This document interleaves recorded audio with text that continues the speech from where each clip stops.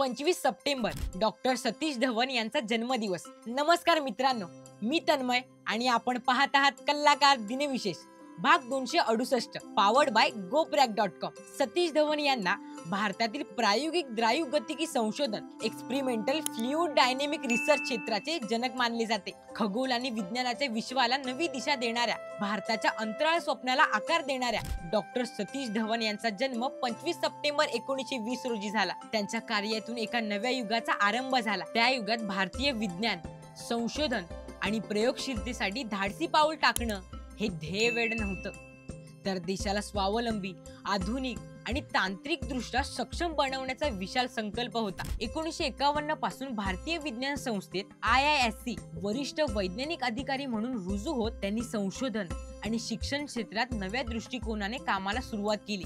Aerodynamics, fluid dynamics आणि supersonic wheel tunnel याबाबत ते जगप्रसिद्ध झाले। बाउंड्री लेअर, टर्ब्युलन्स आणि 3 डायमेन्शनल फ्लो या क्षेत्रात त्यांचे संशोधन जागतिक स्तरावर मान्य झाले। त्यांनी भारतातील पहिली सुपरसॉनिक व्हील टनल स्थापन केली आणि IISc मध्ये संशोधनाची नवी दिशा दिली। विक्रम साराभाई यांच्या निधनानंतर 1972 मध्ये भारतीय अंतराळ संशोधन संस्था इस्रोचे अध्यक्षपद त्यांनी स्वीकारले। त्यांच्या नेतृत्वात PSLV, INSAT, IRS आणि उपग्रह प्रकल्पांमध्ये भारताने ऐतिहासिक वाटचाल केली। ते विजनरी लीडर होते। त्यांनी विज्ञान आणि तंत्रज्ञानाच्या सामाजिक उपयोगाला नेहमीच प्राधान्य दिले। डॉक्टर सतीश धवन यांच्या नेतृत्वातील एक खास घटना भारतीय अंतराळ कार्यक्रम व नेतृत्व गुणांचा अमिट उदाहरण ठरली। 1979 मध्ये भारताच्या पहिल्या SLV-3 प्रक्षेपण मोहिमेला अपयश आलं। उपग्रह समुद्रात पडला आणि विज्ञान क्षेत्रातील सर्व मेहनत एका प्रसार माध्यमाच्या देखरेखीखाली यश गाठू शकली नाही। त्या मोहिमेची जबाबदारी डॉक्टर APJ अब्दुल कलाम यांच्यावर होती।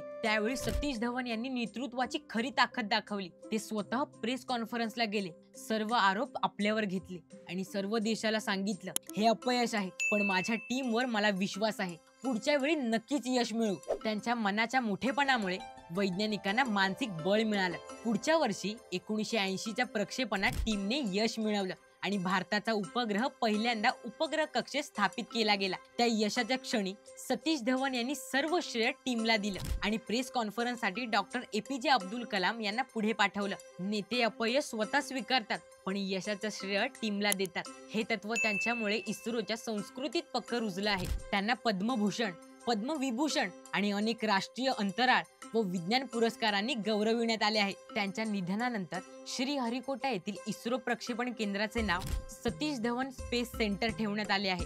ही त्यांच्या दूरदृष्टीला आणि मूलगामी योगदानाला आदरांजली आहे। हा व्हिडिओ तुम्हाला आवडला असेल तर लाईक करा, शेअर करा।